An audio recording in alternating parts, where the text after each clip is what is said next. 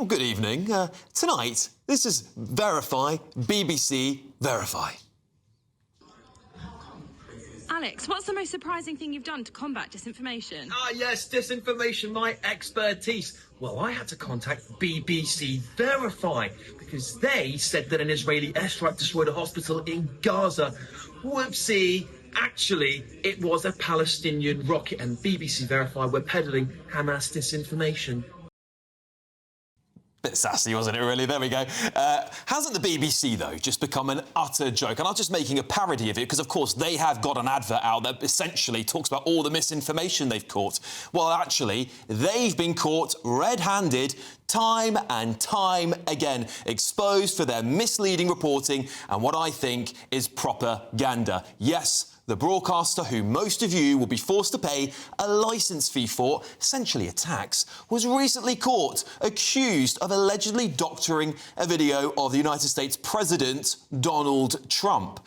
Well, that was in a documentary timed, oh so very conveniently, just before the United States presidential election. BBC Panorama, that is. They're meant to be an investigative reporting programme, but they edited a clip of Trump to essentially depict him as inciting violence, didn't they? Well, Caroline Levitt, the White House press secretary, didn't mince her words. She said this purposefully dishonest, selectively edited clip by the BBC is further evidence that they are total 100% fake news that should no longer be worth the time on the television screens of the great people of the United Kingdom.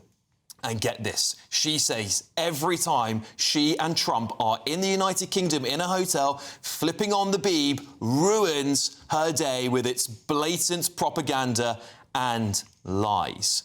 And, well, a damning dossier reported in The Telegraph exposes 10 shocking anti-Israel scandals, and Gaza is ground zero for it all. Take BBC Arabic. Well, according to this dossier, they appeared to admit heartbreaking stories of Hamas hostages from October the 7th, while gleefully amplifying every accusation against Israel. 3 times more coverage of Palestinian suffering than Israel, painting the Jewish state as the eternal villain. Or what about the Yazidi girl enslaved by ISIS and rescued from Gaza? Well, English BBC celebrated her liberation, but the Arabic BBC apparently twisted it to spotlight Hamas denying Israel's role, as if the terrorists deserved the benefit of the doubt. And just a few days ago, the BBC Verify removed a thoroughly wrong article that seemed to suggest car insurance companies were racist, where the article presented there was an ethnic penalty with seemingly zero evidence applied to it. So much for verification, eh? And don't get me started on the trans debate. A leaked 8,000-word bombshell from former BBC Standards advisor Michael Prescott accuses them of effective censorship, claiming that they essentially are burying any voice that doesn't genuinely reflect the activist script. Well, Prescott ripped BBC Verify to shreds, exposing how this 60-strong independent unit is just another echo chamber for leftist spin, churning out errors on everything from farmers' protests to election myths without a shred of self-scrutiny. Meanwhile, Martine Croxall, the veteran presenter they suspended years ago for the high crime of asking a straightforward question about Scottish independence that didn't toe the party line. And just this week, they've upheld complaints against her for daring to correct their auto-cue live, on air, swapping, as you've now infamously seen, pregnant people for the biological reality of woman, complete with a farcical expression branded a breach of impartiality. Aged, pregnant people, women, and those with pre-existing health conditions need to take precautions. Oh, the outrage. How dare she? How dare she? Well, 20 complaints. That's all it was. That's all it was, 20 complaints. I'll get 20 complaints by the time this rant is over. I can guarantee you that. But it stinks, doesn't it? They want to uphold this woke, far-left moral purity over a newsreader, using the word woman and expressing herself, all while they suspend her for daring to correct their autocue to widely accepting that term. You cannot make it up, can you? And on top of all of that, they're happy to push out a doctored clip of Donald Trump, the President of the United States. At what point do we say it's time to defund the BBC? Hello, I'm Bev Turner. Now, it can feel like the money in our bank accounts at the moment does not keep up with the cost of living, and maybe there's a solution. I'm here today with the CEO of TallyMoney, Cameron Parry. Cameron, what is TallyMoney? Well, Bev, with TallyMoney, you get a current account and a debit card, but instead of pounds, you use milligrams of gold as your everyday money. So why gold? Gold traditionally is a great store of value. It has, on average, gone up at over 11% per annum for the last 25 years against the pound. It's tripled in value in the last decade. And in the last 2 years alone, it's increased by 50% against the pound. Banks' savings products just can't compete with that level of growth. But this isn't just about gold. This is about a currency that you guys have created at TallyMoney. Explain it to me as though I'm an idiot. So, look, people need to be able to hold their earnings and build their savings in a money that retains its value and remains in their legal control and remains theirs to access, away from government control. Great. You had me at not exposed to government control. You should feel safe and happy with your money. You should have peace of mind the more money you see in your bank balance, and that's the type of thing we're trying to deliver and give people choice in the type of money they get to use every day.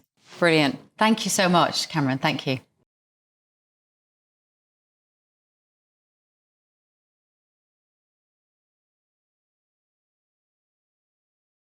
Well, let's get the thoughts of my brilliant panel tonight. Journalist and broadcaster Suzanne Evans, former Labour advisor Paul Richards, and former Conservative advisor Charlie Rowley. Well, Charlie, I'll start with you, because I've given a litany there, of course, multiple reports where, you know, the Verify service, the place where people are going to be told, as their advert says, to go for trusted reporting. Well, it's not been completely trustworthy. What would you make of that? Well, first of all, it's nice to see your younger brother in the office doing that VT. Much younger brother being interviewed. Look, I've been on a bit of a journey with the BBC because I think the fundamental principles of inform, education and entertainment, what's the founding principles of the BBC, are the right ones. But they've gone way off the mark now. You know, I would protect Strictly Come Dancing. Call me an old-timer, but I love that kind of show. I love that kind of entertainment. There isn't a market in terms of, I think, profits to be made by television through educational programmes. That doesn't actually sell, I think, for subscription services. So you've got to have... And you're talking about regional radio, regional news, which I think there isn't that sort of gap. You know, there's a market there for it. So I think there is a place for the BBC. But to add to that litany of errors, you're talking about things like Glastonbury, you know, Bob Vylan, aptly named, where we're not just talking about presenters and programmes that are made by external companies that are just bought by the BBC. We're talking about editorial decisions. Martin Croxall, editorially, castigated, basically, by what she said, just correcting an autocue. These are editors at the BBC. These are journalists. These are senior executives that are taking us all for a ride. That needs to stop. And that's why I think people will be as angry, and on the journey that I am, heading towards the door of the BBC. Well, this is it, Suzanne, isn't it? Because at the end of the day, we are essentially forced to pay this. If you want to watch live television and have a TV in your house, well, there could be people who barge in and arrest you for not having that licence. So I used to work as a BBC journalist in the 80s and 90s, and I was a passionate defender of the licence fee. I'd say, look at what you get. You get 5 radio channels, you get 2 television channels, as it was then. You get the whole host of BBC local radio, you get the BBC website. It's brilliant value for money, and I really believe that. And if the BBC was still the same as the BBC was back then, I'd still agree. But it's not. I totally empathise with the White House press spokesperson who said that when she's in Britain, she turns the telly on and the BBC ruins her day. The pinnacle of my career, one of the things I felt most proud of was when I did a report for the BBC Radio 4 Today programme, the flagship news programme. Now, I can't listen to it.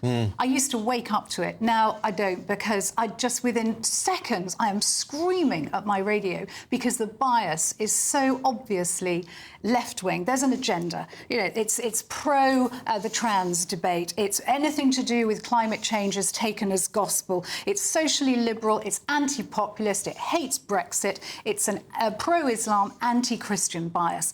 And it's rabid in the BBC now. And I can't support that. So in answer to the question, should we defund the BBC? Absolutely. Time to scrap the licence fee completely. It's a complete nonsense that people should pay for basically propaganda. Well, Paul, this is the problem, isn't it? If it was an optional choice where you could watch the BBC and pay for it yourself, no problem. I believe in a free market. People will then choose to go and watch it if they want to.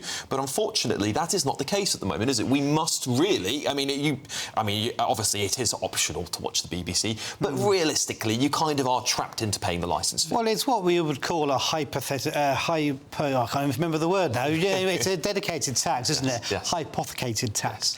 And the idea is you have a national broadcaster paid for this small amount of money that we all pay each year for the kinds of service that Suzanne actually has described very well. Local radio, big dramas, the wildlife shows, the things that a commercial station simply wouldn't be able to afford. And I would just... Well, Netflix do it. Netflix have all these things and they're a paid-for subscription service. I don't think you can compare Netflix to the BBC in terms of its scope and the kind of quality of the programming. And I think we have to be careful here, because if you throw the baby out with the bathwater and end up with a media market in the UK that is the same as the States or some of the European countries, the quality is appalling. Caroline... The quality is appalling. You took the words out of my mouth. I think it's fair to say that on Panorama disaster, deputy heads must roll. I think on deputy heads, not Tim Davie. No.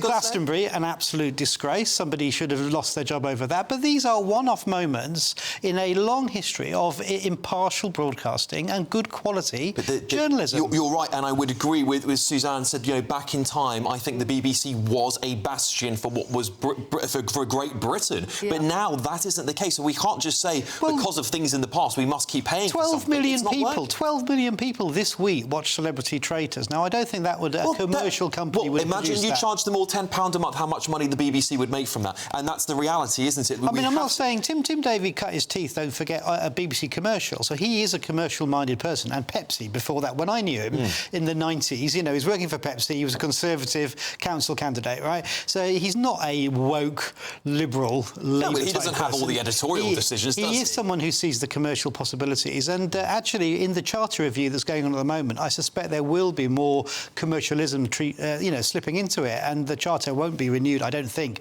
in its entirety, just as it is now. But you can't throw the baby out with the bathwater and get rid of the BBC completely. We're not suggesting we get rid of the BBC completely, but I think it should be able to fund itself. And what you've just said about something like Celebrity Traitors, yes, phenomenally popular. People will pay for that. What I object to really strongly is that we've moved so far away from those values when I was working at the BBC, when balance was everything, you had to report the facts. And now you're having to pay for propaganda, and frankly, there are so many more channels now, so much more. But I don't mind... I'm sorry to interrupt you, because I want to give Charlie a very brief last word on this, and I've got to read some replies. Well, both Paul and Suzanne are right. It's about the service that you expect, but it's the output of that service. And when you have blatant propaganda on Panorama, whether it's through the Trump cutting or doctoring, or whether it's through the Gaza mockumentary, which was obviously put together by a Hamas supporter. I mean, how on earth can the BBC allow that to happen? That's what gets people really riled up. And exactly, and if it's good quality, people will pay for it. And I think, actually, when you put the capitalism into the market, actually, the BBC will end up having to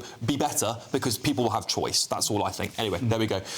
Breaking tonight, however, in a statement, a BBC spokesman has said this. The BBC chairman will provide a full response to the Culture, Media and Sport Committee on Monday. So we are now looking ahead to Monday when that new, of course, statement will be released, I suspect, on some of the things we spoke about tonight. Can't wait. Well, yes, indeed. Some more replies here, though, because the BBC spokesperson also told GB News, while we don't comment on leaked documents, when the BBC receives feedback, it takes it seriously and considers it carefully. Michael Prescott is a former advisor to a board committee where differing views and opinions of our coverage are routinely discussed and debated. And in reference to car insurance, a statement was published by the BBC. BBC News has removed an article from our website about car insurance premiums as it did not meet our normal editorial standards. And in relation to Martin Croxall, a statement from the BBC's Executive Complaints Unit said that giving the strong impression of expressing a personal view on a controversial matter, even if inadvertently, falls short of the BBC's expectations of its presenters and journalists in relation to impartiality. The BBC added, we continue to review our coverage to reflect developments such as the recent Supreme Court ruling. OK, there we go. Time now.